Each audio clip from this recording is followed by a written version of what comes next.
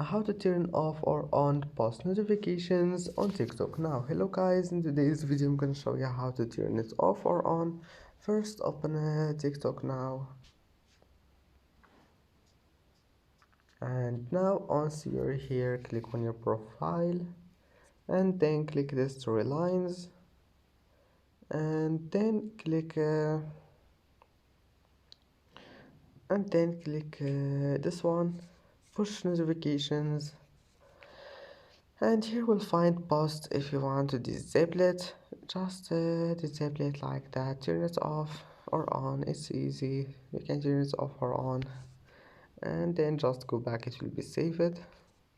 And that's it for today's video. If you like this video, please don't forget to like and don't forget to subscribe, and thank you for watching this video until the end, and see you in the next video.